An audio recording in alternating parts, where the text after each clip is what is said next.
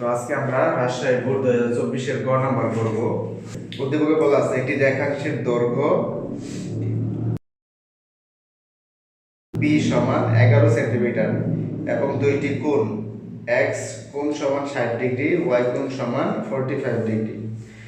গ নাম্বার প্রশ্নে বলছে কোন বর্গের পরিসীমা p এর সমান হলে, মানে p এর মান দেওয়া আছে 11 সেন্টিমিটার, তাহলে বর্গের পরিসীমা যদি p এর সমান হয় মানে 11 সেন্টিমিটার হয়, তাহলে বর্গটি অঙ্কন করে এর অন্তর্বৃত্ত আঁকো।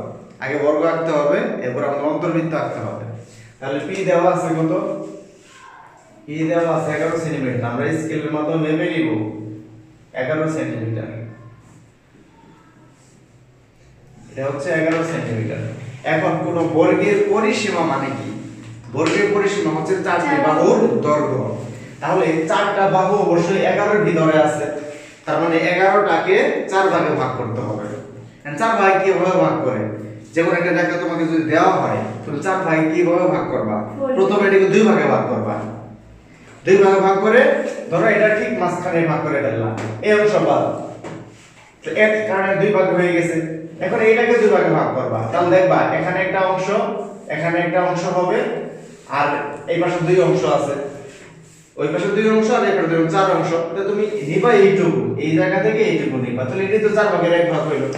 তাহলে বর্গের বাহু চারটাই সমান, মানে একটা যদি 10 সেন্টিমিটার হয়, পরেরটাও 10, পরেরটাও 10, পরেরটাও 10, তার মানে এখানে যদি 11 আছে, তাহলে 4 ভাগে ভাগ করলে কত আসবে? 3 পয়েন্ট কিছু একটা মান আসবে, ঠিক আছে? তো আমরা তো অঙ্কের মাধ্যমে করতে পারবো না, আমরা চিত্রের মাধ্যমে করা লাগবে, যার জন্য প্রথমে 2 ভাগ করে নেব। এখন 2 ভাগ কিভাবে করে?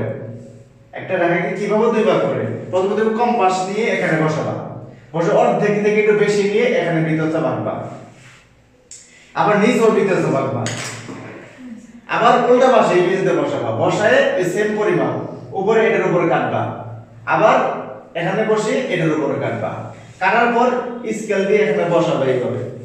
এইভাবে স্কেল বসাবা, বসায় তুমি দেখবা যে মাঝখানে কোনটা আসে। তো আমার হাতে অঙ্কন করছি, যার জন্য মিলে নাই, জিনিসটা এখানে হবে আর এটা হবে এইদিকে। তো স্কেল দিয়ে মেলানোর পর দেখলাম যে এই বিন্দুটাই হচ্ছে মধ্যবিন্দু, 2 ভাগে ভাগ হয়ে গেল।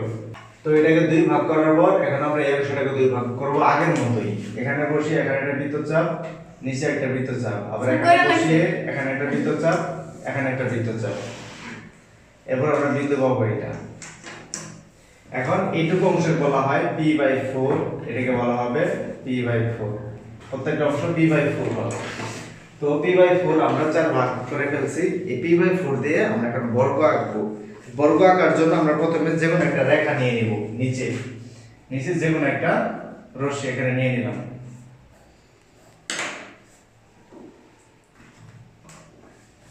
যে কোনো রশ্মি নিয়ে নাম দিব, এটা b, এটা e। এখন এই b বিন্দুতে 90 ডিগ্রি আঁকতে হবে। 90 ডিগ্রি কিভাবে আঁকে সেটা আমরা পারি। 90 ডিগ্রি এঁকে নিই, এর নাম দিব m, এই রেখার নাম হচ্ছে m, তাহলে লম্ব হলো bm। এখন আমরা p/4 এর মতো, মানে p/4 এর সমান করে মেপে নিব, কম্পাস দিয়ে মেপে নিয়ে আমরা এখানে বসাবো, কম্পাসটা এখানে বসে এখানে কাটবো এবং একই পরিমাপ এখানে কাটবো। এটার নাম দিব c, এটার নাম দিব a।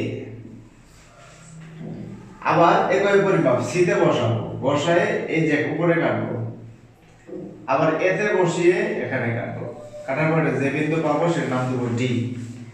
তারপর d হতে c যোগ করব আর d হতে a যোগ করব, এটা হবে বর্গ। এই বর্গের ভিতরে আমাদের অন্তর্বৃত্ত আঁকতে হবে।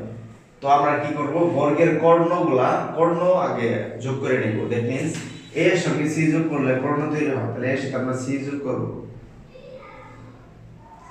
আর b এর সাথে d যোগ করলে আরেকটা কর্ণ তৈরি হয়। যে এই দুইটা কর্ণ, AC কর্ণ, BD কর্ণ একটা বিন্দুতে মিলে গেছে, এই বিন্দুর নাম দিলাম O বিন্দু, মানে সে কর্ণ দুইটার ছেদবিন্দু। এখন এখানে বসাবো কম্পাসটা বসায় দেখব, এনে টাচ করব, এনে টাচ করব, এনে টাচ করব, এনে টাচ করব, যে এবং একটা মাপ নিব, যে মাপে চারটা বাহুকে টাচ করে বা স্পর্শ করে। যখন দেখব যে চারটাকে স্পর্শ করে, তখন আমরা সুন্দরভাবে কম্পাসটা ঘুরিয়ে একটা বৃত্ত এঁকে নেব। আর এই বৃত্তটাই হবে অন্তর্বৃত্ত। এখন আমরা অঙ্কনের বিবরণ লিখব। কিভাবে লিখব? অঙ্কনের বিবরণ প্রথমে লিখব যে কোন রশ্মি BE নেই, BE এর উপর BM লম্ব আঁকি। এরপর আমি যখন কথা বলবো তখন তোমরা বলবা না, ঠিক আছে? আমি যখন চুপ থাকবো তখন আমি লিখতেছি মনে করো, কিন্তু চুপ আছি তবুও কথা বলার সমস্যা নাই। কিন্তু যখন আমি কথা বলবো তখন তোমার কথা বলবো না, তাহলে এটা তো কাটা যাবে না।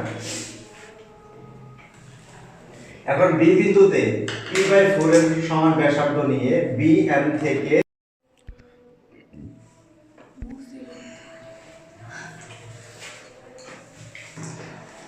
এরপর B বিন্দুতে BE রশ্মি থেকে P/4 এর সমান করে BC কেটে নেই।